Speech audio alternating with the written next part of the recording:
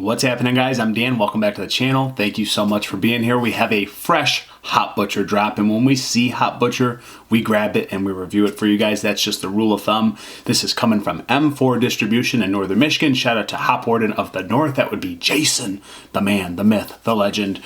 He's bringing this good stuff to Northern Michigan through his company. So, guys, M4, it's where it's at for distribution of fantastic craft beer. Check them out and ask your local retailer for their beer list. So here we are, Hot Butcher. We don't have a canned on date. That is upsetting, but it seems like they have not been doing that as of late with the quote unquote more mass distribution that they've been doing in the last year. That's okay. We know they're kind of fresh. I wish I could have that canned on date, but I'm not going to gripe over it. I do know that this is at least no older than a month old, okay? That's basically the ballpark of the age. It's got to be pretty good.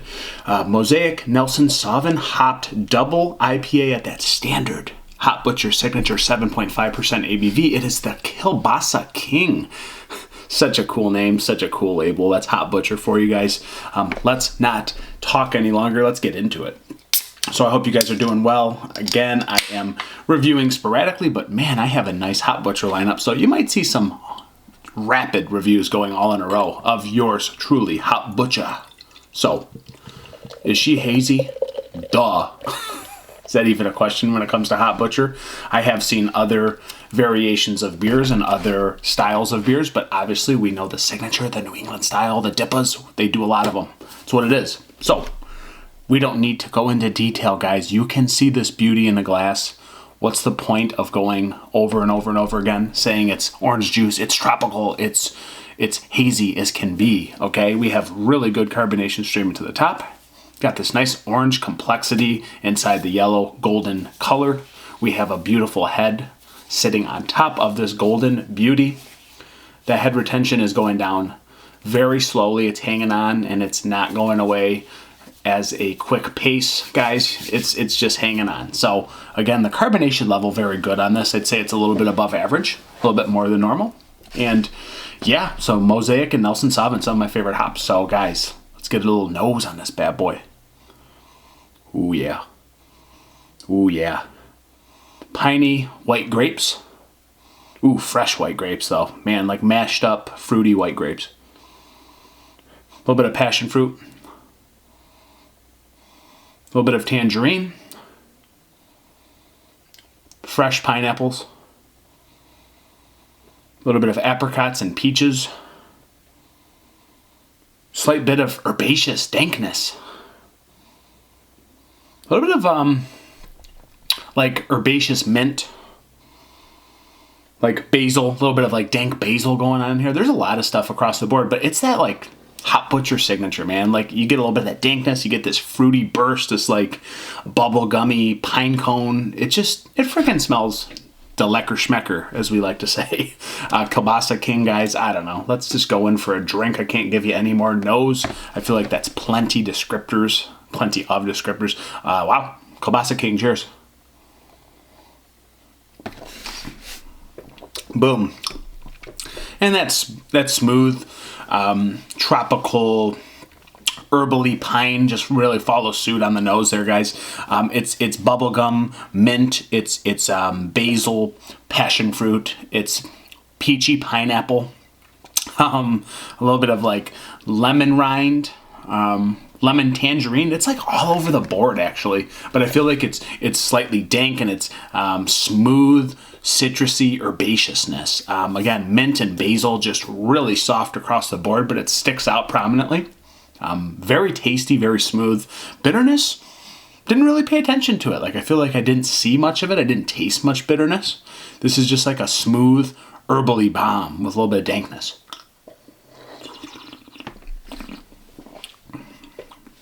Yeah, it's like a herbally juice bomb. One of the smoothest Hot Butcher beers I've ever seen or had. I